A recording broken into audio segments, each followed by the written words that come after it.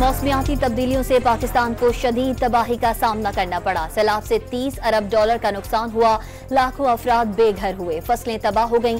वजीर आजम का बाकू में इजलास से खिताब। लाहौर दुनिया के आलूदा शहरों की फहरिस्त में दूसरे नंबर पर आ गया। मुल्की सतह पर मुल्तान दूसरे, पेशावर तीसरे और पिंडी चौथे नंबर पर। पंजाब के लॉकडाउन में मामूली नरमी, तयशुदा खेलों की सरगर्मियां जारी रखने की इजाजत। गिलगित कोस्टर हादसे में एक और खातून की लाश निकाल ली गई। मरने वालों की तादाद 15 तक पहुंच गई। 10 अफराद की तलाश के लिए ऑपरेशन जारी।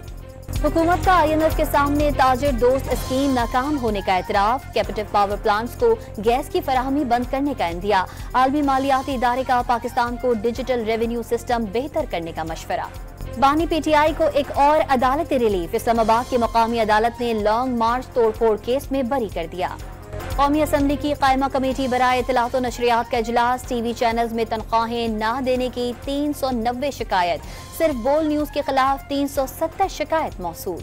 कराची में ज़िमनी बल्दियाती इलेक्शन कल होंगे। अमीर जमात इस्लामी मुनम जफर का पोलिंग स्टेशंस पर रेंजर्स तैनात करने का मुतालबा।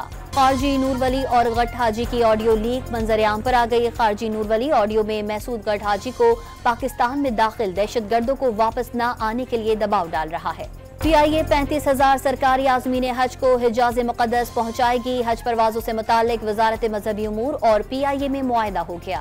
खैबर पख्तूनख्वा हुकूमत का इंसाफ, फीमेल एजुकेशन कार्ड शुरू करने का फैसला। महकमा आला तालीम ने तमाम कॉलेजेस से यतीम बच्चों का डाटा मांग लिया। और पाकिस्तान और ऑस्ट्रेलिया के दरमियान पहला T20 कल खेला जाएगा।